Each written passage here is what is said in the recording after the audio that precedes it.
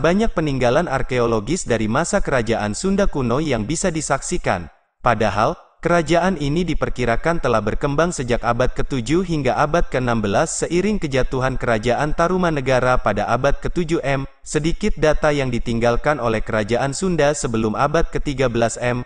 Tulis Agus Aris Munandar, arkeolog Universitas Indonesia, dalam Siliwangi, Sejarah dan Budaya Sunda Kuno.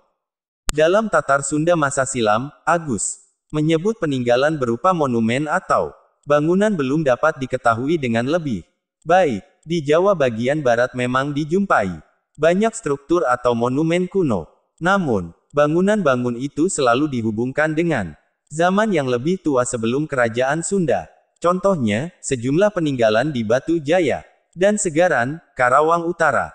Peninggalan itu cenderung dikaitkan dengan masa akhir kerajaan Tarumanegara abad ke-6 M.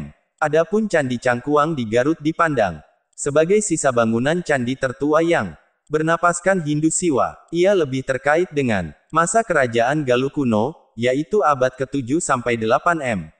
Atau masa Sanjaya. Drama Bubat dan Panas Dingin hubungan Majapahit Sunda. Sementara temuan sisa bangunan kuno di daerah Bojong Menje, Bandung hingga kini masih memunculkan tafsiran yang berbeda, khususnya soal sejak kapan sisa kaki candi itu berasal.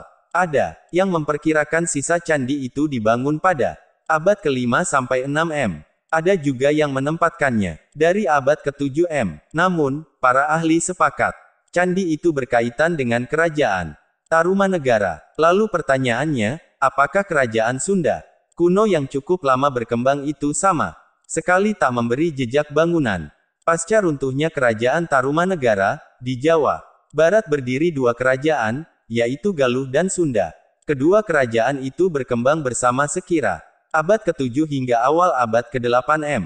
Dalam carita Parahyangan, Sanjaya yang bertahta di Galuh menjadi menantu dari Maharaja Trarusbawa dari Sunda. Perkawinan itu membuat wilayah Sunda kembali bersatu di bawah satu penguasa. Sejauh ini, telah ditemukan beberapa sisa bangunan yang bisa dikaitkan dengan kerajaan Sunda kuno. Sayangnya tersebar di beberapa tempat yang berjauhan dan kondisinya hanya tinggal serakan batuan andesit atau bata.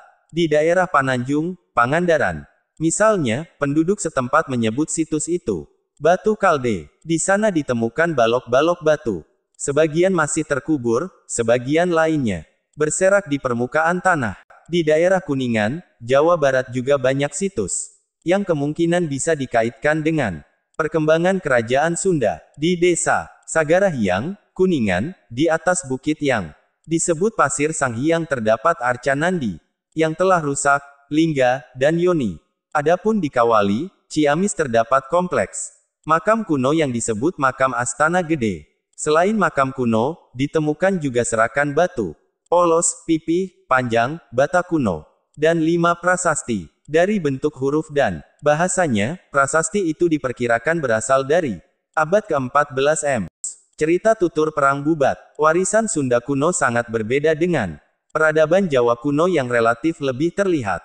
Kajian peradaban Jawa kuno, kata Agus, pemahamannya dapat lebih luas juga mendalam, berkat banyaknya sumber arkeologis dan sumber tertulis yang memadai. Kajian tentang Sunda kuno bertumpu pada data yang terbatas juga sumber folklore yang kadang-kadang dapat membantu juga untuk memecahkan permasalahan, jelas Agus.